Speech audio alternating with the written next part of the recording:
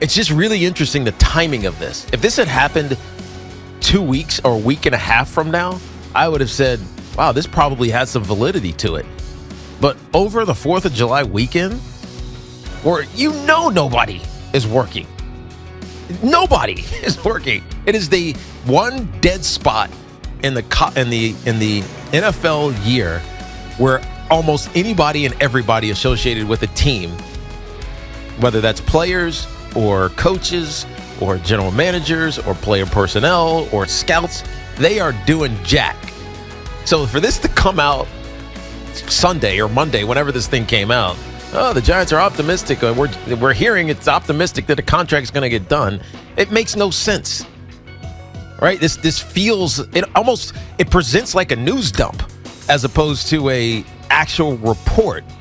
And so the only thing that I can take, because I know this isn't coming from the Giants side, the only thing I can take is that this is Saquon's camp. So at this point, it looks like Saquon Barkley is attempting to stronghold the New York Giants into a new contract. Let's just call it exactly what it is in North America. Hey, welcome to the disturbance. We just cover the National Football League on this channel. Please go ahead and subscribe and, of course, like this video. All right, so what do I think, Dave DeBaugh, is going to happen with Saquon Barkley?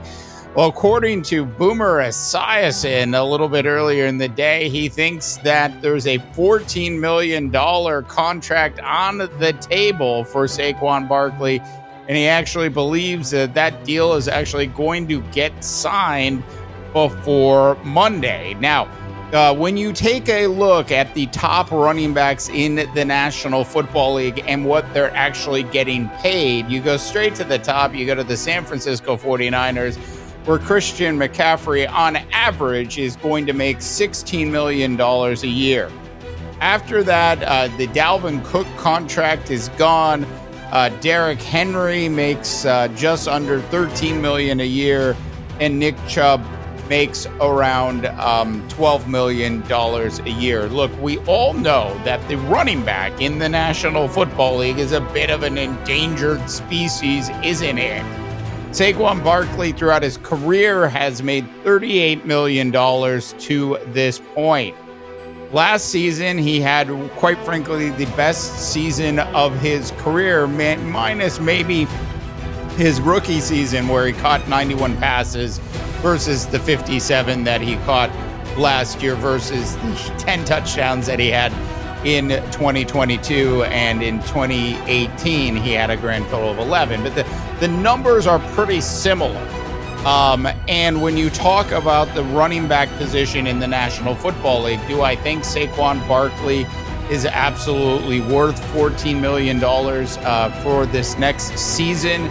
The answer to that question is yes. If you're going to pay Christian McCaffrey north of $15 million a year, Saquon Barkley, at least based on what happened last season, deserves at least a one-year deal worth that. Now, if he's looking for a multiple-year deal at the running back position in the National Football League, I absolutely understand where the New York Football Giants are coming from at this point, where they probably wouldn't want to tie him into anything too long. Now, we know in the National Football League, contracts aren't guaranteed, so maybe you'll see like a 2 or 3 year deal. One thing is for certain is that the New York Football Giants absolutely need Saquon Barkley there throughout training camp and throughout the entire season. He is a must-have for Daniel Jones. Look, I know you're paying Daniel Jones an absolute ton of cash, but the going rate for a quarterback in the National Football League versus the going rate for a running back, and I preface this statement by saying right or wrong, is just simply 3 times as much for a quarterback in the National Football League. Do I think historically Saquon Barkley is a better player than Daniel Jones? Yes. Do I think Daniel Jones, based on the market, is earning what he probably should be earning and has as hard as this is to say, I think that answer is also yes. All right, that's it for today's disturbance. Go ahead and tell me what you think, North America. Drop a comment in. If you haven't subscribed to the Disturbance channel, please go ahead and subscribe to the channel. We've been away for a couple months, and we're retooling things now.